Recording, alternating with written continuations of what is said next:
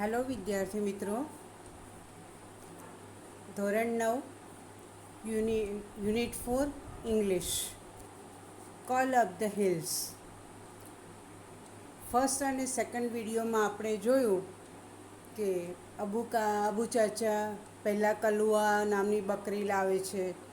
એમના ઘરની થોડેક દૂર ટેકરીઓ છે. એનું આકર્ષણ એટલું બધું છે કે અબુ ચાચાનું ટેસ્ટી ખાવાનું ઘાસ અને એમની સાથે વાતો કરવી, એમના ફેમિલી મેમ્બર બધું જ ભૂલાઈ ગયું એ ટેકરીઓના આકર્ષણમાં. અને કલુઆ એ ટેકરીઓ પર ગઈ તો ત્યાં રહેતા રાક્ષસે એને મારી નાખી.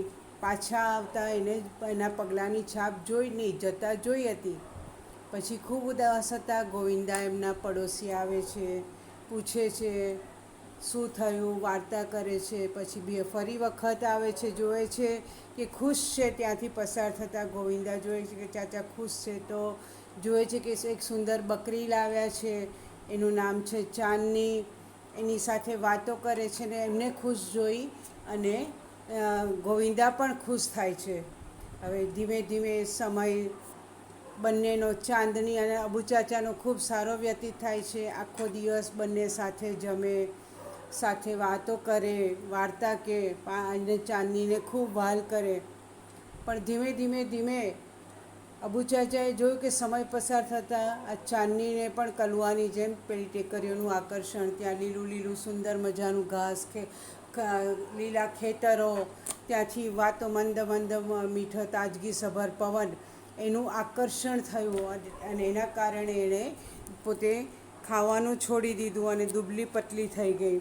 એટલે અબુ ચાચાને પણ ખબર પડી ગઈ કે ચાંદનીને પણ શું થયું છે. એટલે એમણે એને રૂમમાં, નાનકડી ઝૂંપડી એના માટે હતી એમાં પૂરી દીધી. પણ એ ત્યાં આગળ પાછળ જે બારી હતી ઝૂંપડીમાં એ બંધ કરવાનું ભૂલી ગયા અબુ ચાચા. તો એનો ચાન્સ ચાંદનીએ લઈ લીધો અને રાતના એ ત્યાંથી ભાગી ગઈ. આમ પોતાની મુક્તિનો માર્ગ એણે બનાવી લીધો.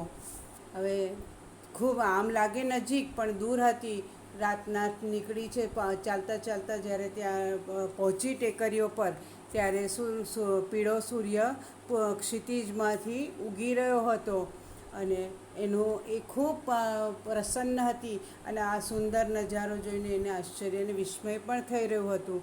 અને ધીમે ધીમે ધીમે સૂર્ય ઉપર આવતો ગયો એમ એના પગ નીચે જે લીલું ઘાસ એ ચાલતી હતી, એના પગ નીચે જે લીલું ઘાસ હતું એ સૂર્યના પીળા કિરણોના લીધે ઘાસ પીળું થઈ ગયું.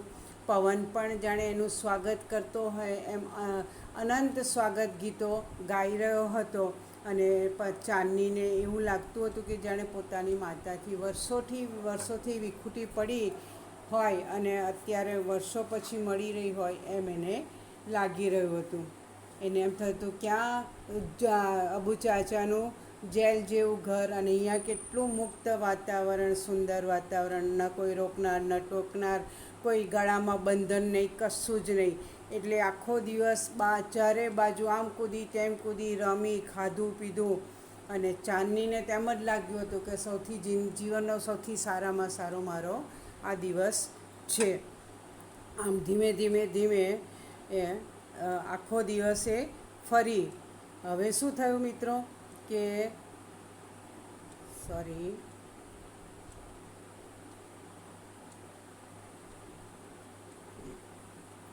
હવે ચિત્રની ઉપરની લાઈન, એની ઉપરનો પેરેગ્રાફ ફરી વાંચી લઉં છું. That day she jump and played and ate all around. આખો દિવસ એણે ખાધું, રમી, બધે ચારે બાજુ ફર્યા જ કર્યું. અને she was on the top of the hill. એને એમ લાગ્યું હતું સૌથી સારો ખુશીનો દિવસ મારો આજનો જ છે. બહુ જ ખુશ હતો. એમ લાગ્યું કે સૌથી સારો દિવસ મારો છે.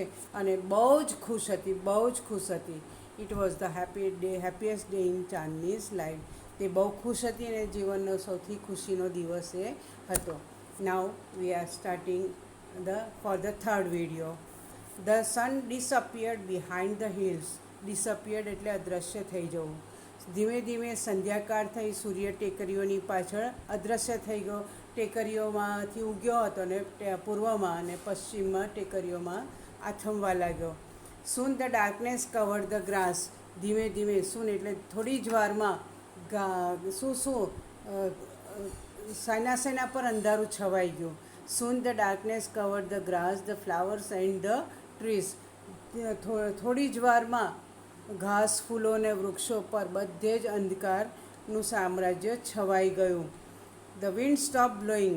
પવન પણ જે આખો દિવસ વાતો હતો ને તાજગીસભર, એ પણ પવન વાતો પણ બંધ થઈ ગયો.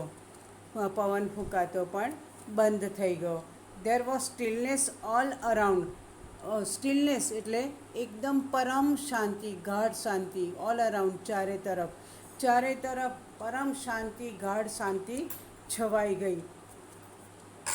અને તે જ ત્યારે શું થયું? રાતના કોણ બહાર નીકળે? જેને રાતના દેખાય ને દિવસે ના દેખાય એ કોણ? કયું પક્ષી? આઉલ, યાની કે ઘુવડ. And owl hooted from a hole. To hoot એ ઘુવડ બોલે તેને હૂટ કહેવાય. જેમ ચીડિયા, ચકલી chirps, right. The crow caws. પછી the dog barks, the cat mews. આ પ્રાણીઓ પંખીઓની જે બોલી છે ને એ દરેકની જુદી જુદી હોય. ધ કેટ મ્યુઝ, બરાબર. આવી રીતે જે બોલી છે એમાં ઘુવડની બોલીને શું કહેવાય? હૂટ.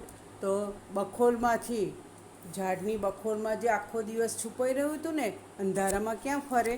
ઘુવડને દેખાય નહીં દિવસે, એટલે અંધારામાં જ બહાર નીકળે. એટલે ધીમે રહીને અંધારું થયું એટલે ઘુવડ બખોલમાંથી બહાર નીકળીને બોલવા લાગ્યું.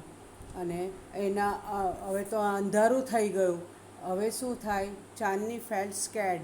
ટુ સ્કેર એટલે ડર લાગવો, બીક લાગવી. ટુ બી સ્કેર્ડ ઓફ, નાથી ડરવું, નાથી બીવું. This is the phrase. Chandni હવે તો ડરી ગઈ. અંધારું થયું, કોઈ દેખાય નહીં, ઘુવડ બોલવા લાગ્યું. એટલે ચાંદનીને હવે ડર લાગવા માંડ્યો. ધીમે એટલે હવે ક્યાં જવું? અંધારામાં ક્યાં જવું?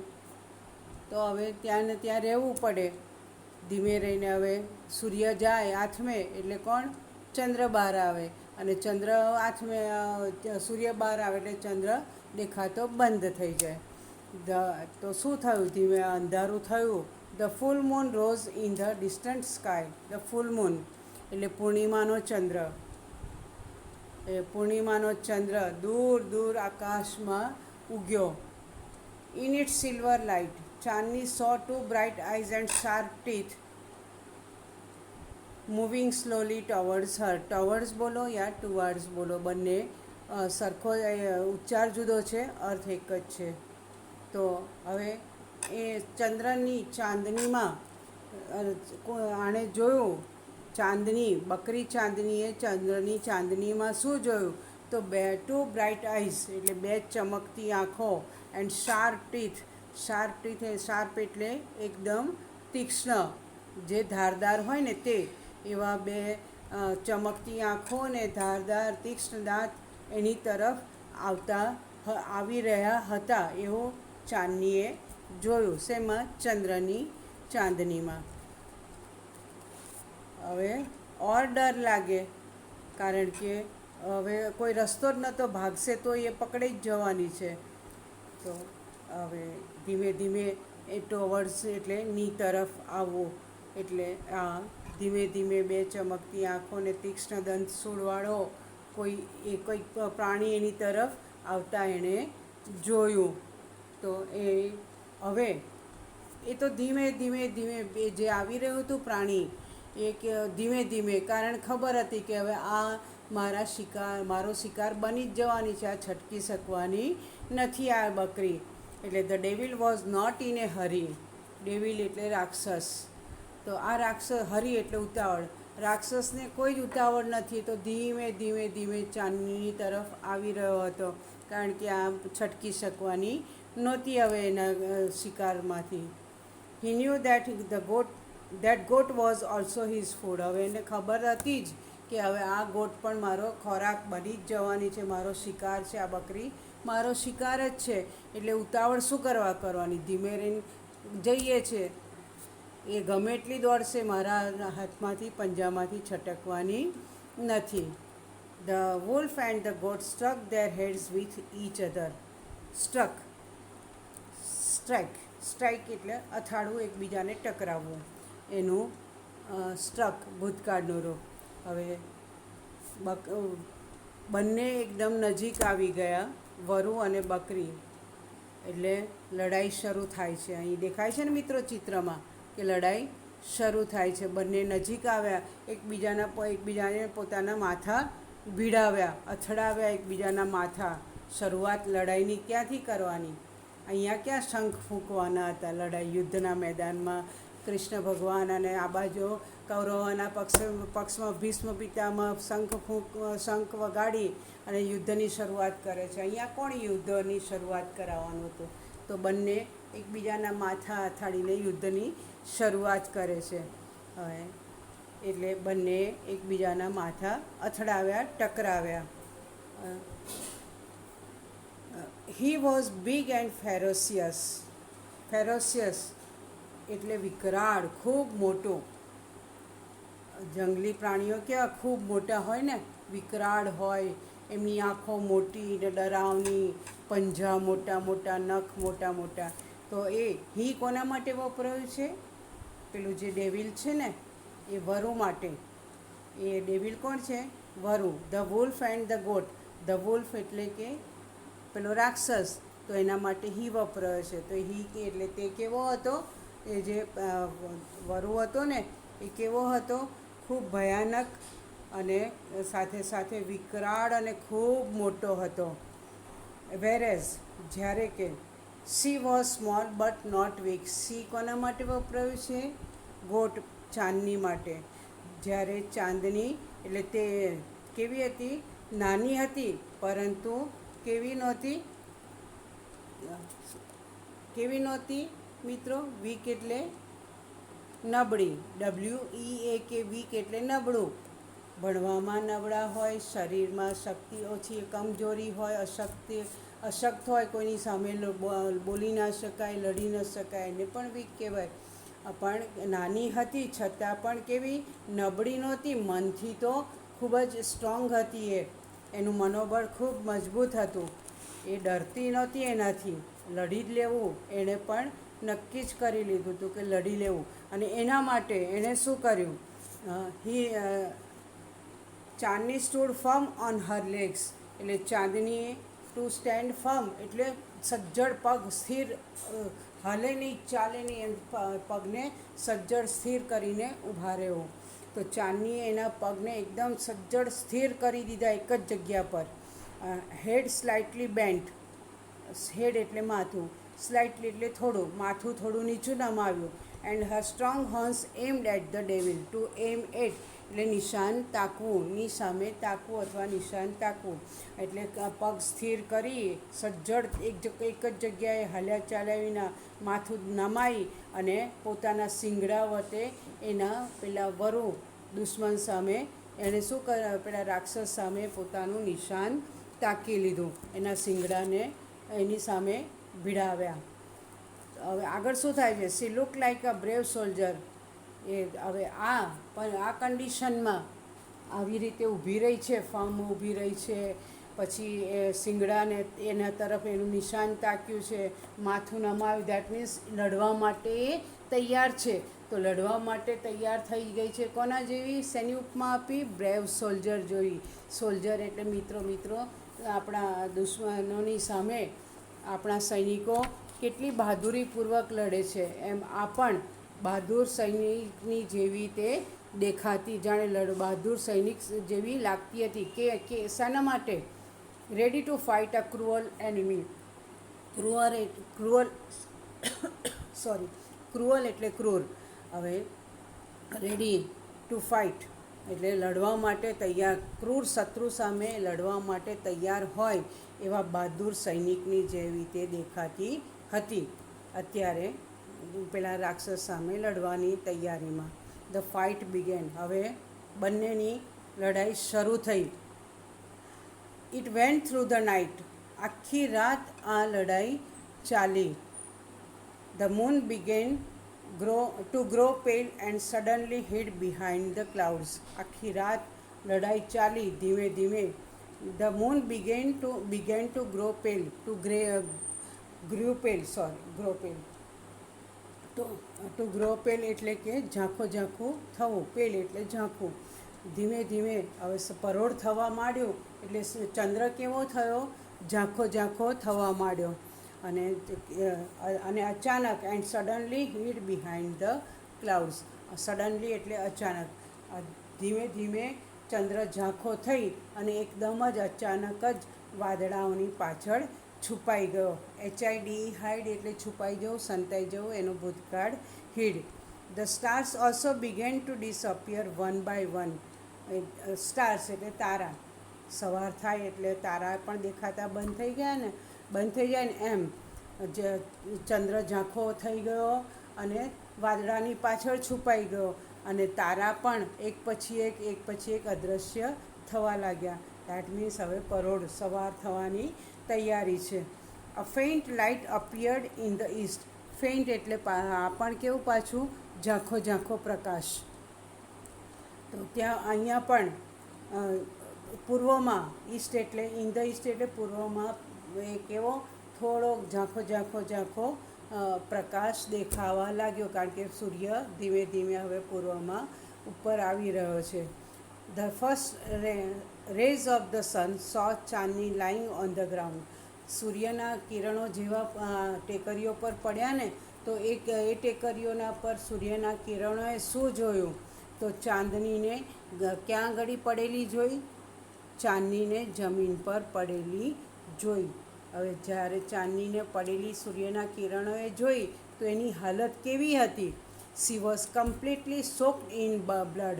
સોક એટલે લોહીથી, સોક ઇન ધ બ્લડ એટલે સોક, SOAK, સોક એટલે લોહીથી લથબથ થઈ જવું અથવા થી લથબથ થઈ જવું.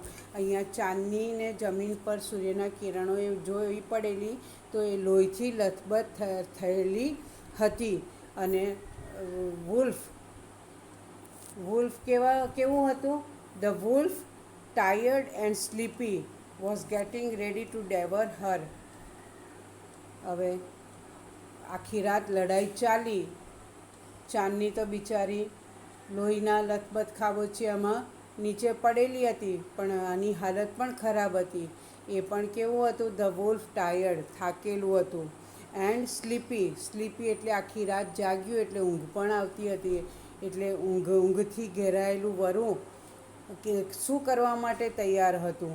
તો was getting ready to devour હર. આવું ઊંઘરેટી આંખોવાળું થાકેલું આ વરું હવે શું કરવા માટે? To devour the food. Her એટલે ફૂડ એટલે તૈયાર હતું, ખાવા માટે તૈયાર હતું. આવું થાકેલું અને ઊંઘમાં આવેલું વરું તેને ખાવા માટે હવે તૈયાર હતું, કારણ કે હવે ચાંદની મરી ગઈ હતી. A flock of birds sitting on tree was debating the result of the fight. Flock of the birds. આપણે માણસોનું ટોળું તો ક્રાઉડ. આનો ઢગલો, બુક્સનો ઢગલો તો pile of books. Bunch of grapes, દ્રાક્ષનું ઝુમખું. આ બંચ ઓફ કીઝ, ચાવીઓનો જુડો. બુકે ઓફ ફ્લાવર્સ, ફૂલોનો બુકે. આમ એ જે અલગ જેમ આપણે બોલી જોઈને એમ અલગ વસ્તુઓ બહુ બધું ભેગું થઈને થાય એને અલગ કહેવામાં આવે છે. તો ફ્લોક ઓફ બર્ડ્સ એટલે કે પક્ષીઓનું ટોળું. હવે જ્યાં લડાઈ ચાલતી હતી ને એની બાજુમાં એક વૃક્ષ પર બહુ જ બધા પક્ષીઓ બેઠા હતા. તો એક વૃક્ષ પર આ બેઠેલા પક્ષીઓ, flock of birds on the tree was debating the result of the fight. તો એ આ લડાઈનું આખી રાત લડાઈ ચાલી એનું પરિણામ શું આવ્યું એના અંગે આ પક્ષીઓ ચર્ચા કરી રહ્યા હતા. હવે એક નાનકડું તમારા જેવું પક્ષી છે ને એ પૂછે છે, આ સ્મોલ વન એક નાના પક્ષીએ પૂછ્યું, સો હુ ઇઝ ધ વિનર? તો પછી આ બેની લડાઈમાં વિજેતા કોણ થયું? તો most of others declared together. Most of others, બાકીના બીજા જે પક્ષીઓ હતા ને વૃક્ષ પર બેઠેલા, એ બધાએ પોતાનો મત જાહેર કર્યો, કે બધા એક સાથે મત જાહેર કર્યો. શું જાહેર કર્યું? The wolf of course. વિજેતા કોણ? તો બધા પક્ષીઓ એક સાથે બોલી ઉઠ્યા કે કોણ વિજેતા? તો ઓફકોર્સ ધ વુલ્ફ. એટલે કે છે કે એમાં પૂછવાનું હોય જ શું, કોણ છે? તો વરુ જ એનું વિજેતા છે. બધા જ એક સાથે બોલ્યા કે વરુ જ. કોણ છે વિજેતા? નાના પક્ષીએ પૂછ્યું ત્યારે બધા એક સાથે બોલ્યા વરુ જ વિજેતા છે. તે વખતે અ વાઇઝ ઓલ્ડ બર્ડ સેડ. તે વખતે એક વાઇઝ એટલે એક સમજદાર એક વૃદ્ધ પક્ષી હતું ને એ બોલ્યું. શું બોલ્યું? નો, ચાંદની ઇઝ ધ વિનર. ના ના, બધાએ કીધું ને વરુ વિજેતા, તો કે ના, ચાંદની વિજેતા છે. કેમ? ચાંદની તો મૃત્યુ પામી. તો મૃત્યુ પામેલા કોઈ વિજેતા કહેવાય? ના કહેવાય. છતાં પણ આ વૃદ્ધ છે, સમજદાર છે, એમના કહેવામાં કંઈ તો તથ્ય હશે જ, નહીં તો એ કહે જ નહીં કે આ વિજેતા ચાંદની છે. તો એ કહે છે ના, ચાંદની વિજેતા છે. કેમ? I have never seen such a brave freedom fighter. Freedom fighter એટલે સ્વાતંત્ર્ય સેનાની. એટલે આપણી જ્યારે સ્વતંત્રતાની લડાઈમાં ગાંધીજી, જવાહરલાલ નહેરુ, વીર ભગતસિંહ, આઝાદ, આ સરદાર પટેલ અને એમની સાથે ઘણા બધા સૈનિકો, એમણે સ્વતંત્રતાની લડાઈમાં ભાગ લીધો હતો અને સ્વતંત્રતા આપણને અપાવી, તો તે એમને શું કહેવામાં આવે છે? સ્વાતંત્ર્ય સેનાની. તો એવી જ રીતે મેં પેલું સમજદાર પક્ષી કહે છે કે મેં મારી આટલી લાંબી જીવનમાં, હું વૃદ્ધ થયું ત્યાં સુધી, મેં આટલી બહાદુર સ્વાતંત્ર્ય સેનાની કદી જોઈ નથી કે આટલા મોટા પ્રાણી કદાવર વરુની સામે આટલી નાની બકરીએ આખી રાત ફાઇટ આપી. એને ખબર તો હતી જ કે હું નથી જીતી શકવાની, પણ પોતાના દ્રઢ મનોબળ અને બહાદુરીપૂર્વક તે લડી. માટે એને વૃદ્ધ પક્ષીએ શેની ઉપમા આપી? બહાદુર સ્વાતંત્ર્ય સેનાની. હવે આપણે જોઈએ છે ઘણી વખત મિત્રો કે આપણે અહીંયા પાકિસ્તાન સાથે યુદ્ધ થાય છે, લડાઈ થાય છે, કારગિલ યુદ્ધ થયું, અને અત્યારે બી કેટલી આપણે દરરોજ પેપરમાં વાંચીએ કે ચીને હુમલો કર્યો, આપણા સૈનિકો આટલા શહીદ થયા. તો એ લોકોના શહીદ થયા પછી મરણોપરાંત જે એવોર્ડ આપવામાં આવે છે એ એમનું સન્માન કર્યું કહેવાય. તો અહીંયા આ વૃદ્ધ પક્ષીએ પણ એનું સન્માન કર્યું કે આટલી નાની બકરી પણ એ આટલા મોટા રાક્ષસની સામે આખી રાત લડાઈ કરી અને પોતાનો જોમ પુરવાર કર્યું. મિત્રો, આમાંથી આપણે શું લઈશું બોધ? આવે છે યાદ? શું બોધ લઈશું? કંઈ વાંધો નહીં ખબર પડે. બોધ શું લઈશું આપણે? ગમે તેવી વિકટ પરિસ્થિતિ હોય, આપણે બોધ શું લેવાનું છે? ગમે તેવી વિકટ પરિસ્થિતિ હોય એમાં મનથી હાર્યા વિના દ્રઢ નિશ્ચયપૂર્વક એનો સામનો કરવાથી એમાં સફળતા અને વિજય મળે છે. માટે પરિસ્થિતિનો સામનો કરતાં શીખો. નહીં કે હવે હું શું કરું એ કરીને બેસીશું તો કોઈ રસ્તો નહીં સૂઝે મિત્રો. પરિસ્થિતિનો સામનો મક્કમતાપૂર્વક, દ્રઢતાપૂર્વક, બહાદુરીપૂર્વક કરતાં શીખીશું તો ખૂબ આગળ આવી શકીશું. અહીંયા આપણો પાઠ પૂરો થાય છે મિત્રો. 3 પાઠ સુધી આપણે સ્વાધ્યાય પોથીનું અને શબ્દાર્થ આપણી નોટમાં લખ્યા છે, નોટ તૈયાર કરી છે. હવે આ 4થા પાઠના શબ્દાર્થ લખી દેજો મિત્રો, અને ત્યાર પછી હું PDF મૂકીશ સ્વાધ્યાય પોથીની. એમાંથી ઉતારી લેજો સ્વાધ્યાય પોથીમાં અને નોટમાં, અને નોટ અને સ્વાધ્યાય પોથી તૈયાર કરતા રહેજો મિત્રો. See you in the next video. Till then, bye. Have a nice day. Thank you very much.